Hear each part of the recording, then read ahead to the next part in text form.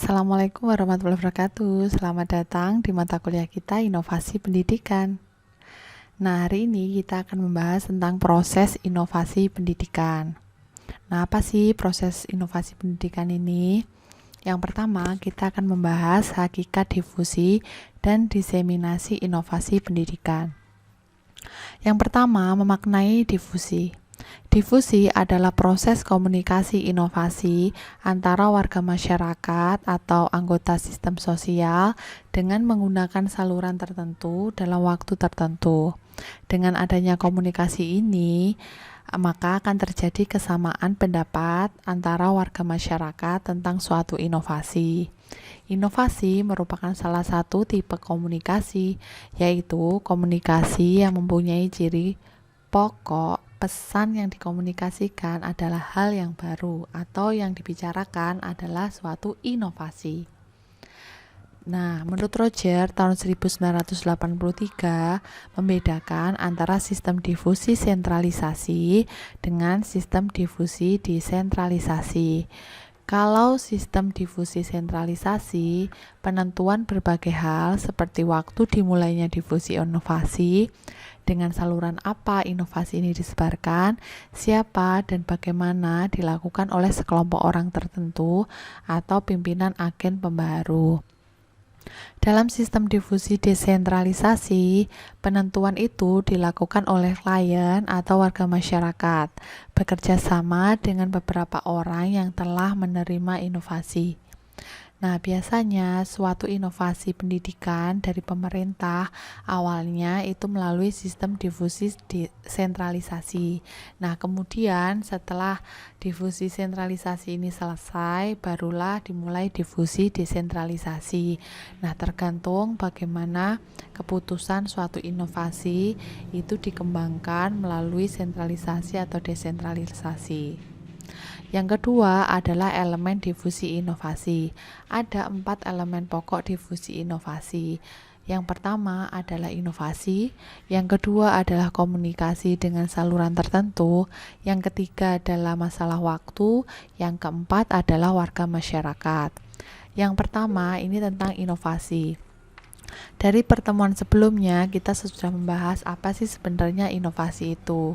Saya ulangi lagi, inovasi di sini adalah ide, barang, kejadian, metode yang diamati sebagai sesuatu yang baru bagi seseorang atau sekelompok orang, baik berupa hasil invensi maupun discovery yang diadakan untuk mencapai tujuan tertentu ataupun menyelesaikan masalah tertentu. Nah, berikutnya adalah komunikasi dengan saluran tertentu. Komunikasi dalam difusi inovasi diartikan sebagai proses pertukaran informasi antara anggota sistem sosial sehingga terjadi saling pengertian antara satu dengan yang lain. Kegiatan komunikasi dalam proses difusi mencakup hal-hal. Yang pertama adalah inovasi itu sendiri. Yang kedua adalah individu atau kelompok yang telah mengetahui dan berpengalaman dengan inovasi. Yang ketiga, individu atau kelompok lain yang belum mengenal inovasi.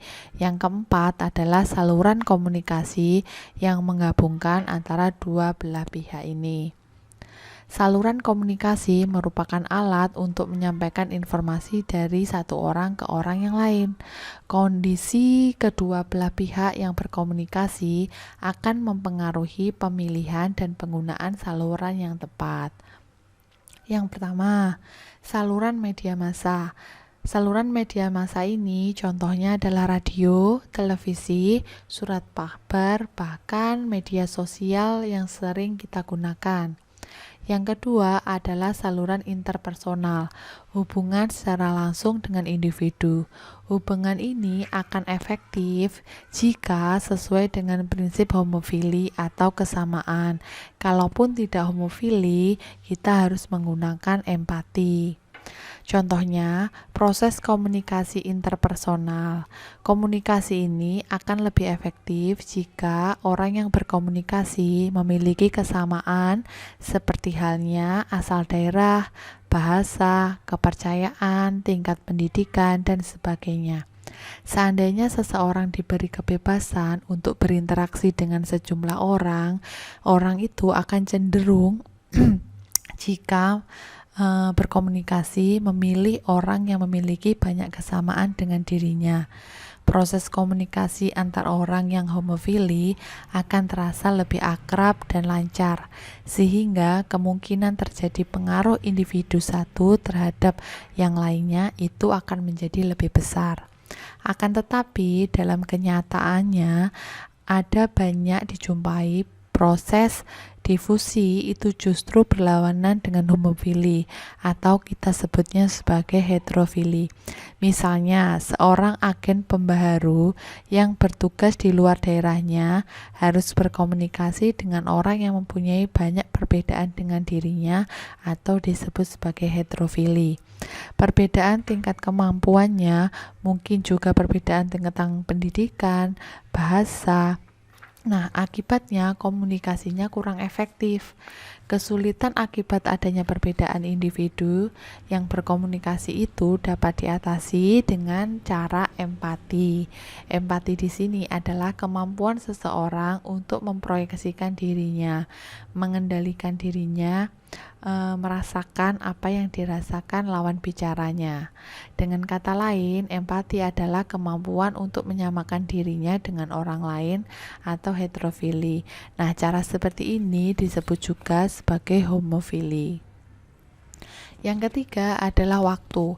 Waktu adalah elemen yang penting dalam proses difusi, karena waktu merupakan aspek utama dalam proses komunikasi. Peranan dimensi waktu dalam proses difusi terjadi dalam 3 hal. Yang pertama adalah proses keputusan inovasi, yaitu proses sejak seseorang mengetahui inovasi pertama kali sampai memutuskan mau menerima atau menolak inovasinya. Ada 5 langkah dalam proses keputusan inovasi. Yang pertama, pengetahuan tentang inovasi.